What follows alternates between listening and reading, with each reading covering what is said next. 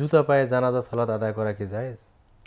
শুধু জানাজা সালাত না, জানা দোয়া, আজান নাই, একামত নাই, কিছুই তো নাই, রুকু সিজদা নাই, যে রুকু সিজদা নাই, বসা নাই, কিছুই তো নাই।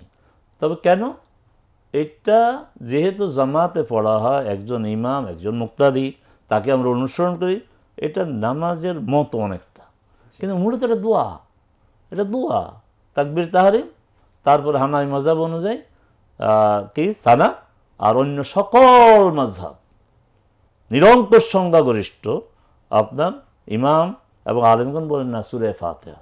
আচ্ছা, তারপরে কি দুরূদ, তারপরে একটা দোয়া, তো পুরাটাই দোয়া। এখানে জুতা পরে মূল সলাতে তো জুতা পরে পড়তে হবে। রাসূল সাল্লাল্লাহু আলাইহি ওয়াসাল্লাম কি বলেছেন যে ইহুদি খ্রিস্টানরা জুতা পায়ে নামাজ পড়ে না, খালিফুহুম, হে আমার উম্মত, তারা যা করবে তোমরা তার বিপরীতটা করবা, তারা যা করে না তোমরা তা করবা, তারা যা করে এটা করবা না, আর তারা যেটা করে না এটা করবা। প্রসঙ্গক্রমে এটা গত কয়েকদিন আগে আমি আলেমদের সামনে আলোচনা করেছি, এবং আলহামদুলিল্লাহ সবাই আলেম বলতে ভালো মানের আলেম, আলেম বলতে শুধু মাদ্রাসা পড়ে সার্টিফিকেট নয়, ভালো মানের আলেম, গবেষক আলেম দেশ বিদেশে। সেখানে প্রসঙ্গ আসছে দাড়ি। আমি স্পষ্ট বলেছি দাড়ি সাদা রাখা কমপক্ষে এটা সুন্নাহ পরিপন্থী, দাড়ি সাদা রাখা সুন্নাহ সম্বোধন। কারণ আল্লাহ রাসূল সাল্লাল্লাহু আলাইহি ওয়াসাল্লাম আবু বকরের বাবার সম্পর্কে বলেছেন গাইয়িরু হাযার আশ-শাইব, চেঞ্জ করো, রং পরিবর্তন। আল্লাহ রাসূল বলছেন বুখারী মুসলিমের হাদিস, ইন্নাল ইয়াহুদা ওয়ান নাসারা লা ইয়াসবুকুন ফাখালিফুহুম, ইহুদি খ্রিস্টানরা চুলদানিতে রং দেয় না, তোমরা তাদের বিপরীতটা করো। আবু বকর রাদিয়াল্লাহু রং করছেন, তারপর ওমর রাদিয়াল্লাহু রং করেছেন। তবে কালোর ব্যাপারে সতর্কতা তিনি সতর্ক করেছেন, সেই ব্যাপারে আমরা বিস্তারিত আলোচনা যাব না। তবে সাদা রাখার কোনো প্রভিশন নেই। এখন যদি বলেন রাসূল সাল্লাল্লাহু আলাইহি ওয়াসাল্লাম তো নিজে রং দেন নেই, রং দেবেন কেন? ওনার দাড়ি সাদা হয়েছে বলছে আকাল মিন 20 শায়রা, 20টার কম। তো 20টার কম যদি হয়, 20টা তো এক জায়গা না, বিভিন্ন জায়গায়, তো এটা কেন রং দিবেন? আপনি ওটা দেখবেন না, তার কথা দেখেন। এবং দুইজন সিনিয়র সাহাবী আবু বকর এবং ওমর, তাদের আমল দেখেন, তারা এটা করেছেন। অতএব আপনার আমাদের প্রসঙ্গটা কি ছিল যেন?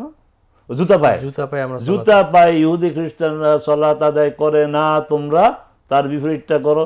এমনকি স্বয়ং মুহাম্মদ সাল্লাল্লাহু আলাইহি ওয়াসাল্লাম জুতা পায়ে সালাত আদায় করেছেন। কোন এক সালাতে তিনি জুতা খুলেছেন, সাহাবায়ে কেরাম খুলেছেন। তোমরা কেন খুললা সালাত শেষে? কি রাসূলুল্লাহ, কেন তো জবাব নাই, আমরা এটাই বুঝি যে আপনি খুলেছেন, আমরাও খুলেছি। না, আমারটা নাফাক ছিল, আমি টের পেয়েছি, এই জন্য খুলেছি। আর জুতা যদি নাফাক না থাকে তাহলে জুতা খোলার কোনো প্রয়োজন নেই। আল্লাহ রাসূল তো জুতা পায়ে দিয়ে নামাজ পড়েছেন। অতএব জুতা পায়ে দিয়ে নামাজ জীবন একবার হলেও পড়িয়েন, এই সুন্নতটা পালন করেন। তবে পরিবেশ পরিস্থিতি আছে, এর অর্থ কী? আমাদের এই কথা শুনে আগামীকাল ফজরের সময় জুতা পরে মসজিদে যাবেন? না না, এটা বিশেষ পরিস্থিতি। এখানে আরেকটু কথা বলতে হয়, আমাদের যে সমস্ত ভাইয়েরা এই যে সীমান্তে ডিউটি করেন, এই বুট পরে কি করবেন? আপনার যদি বলেন না জুতা পরে সালাত আদায় করবে না, তো নামাজই পড়বে না। কারণ এই বুট খুলতে হবে, বুট খুলে আবার তাকে, সে তো রাস্তাঘাটে নামাজ পড়ে, তার তো এমন নয় যে মসজিদে নামাজ পড়ে। কারণ মসজিদে যাওয়ার তো তার সুযোগ নাই, হয়তো তারা 2-3 পাহারা দেয় এক জায়গায়, একজন সালাত আদায় করে নেয়, তার তো ওই জায়গাতে সালাত আদায় করতে হবে। অতএব ইসলামটাকে কঠিন বানাবেন না। রাসূল সাল্লাল্লাহু আলাইহি ওয়াসাল্লাম যে ইসলাম রেখে গিয়েছেন, ওই ইসলামটাকে আমরা মানুষের সামনে তুলে ধরি, এটি ভালো।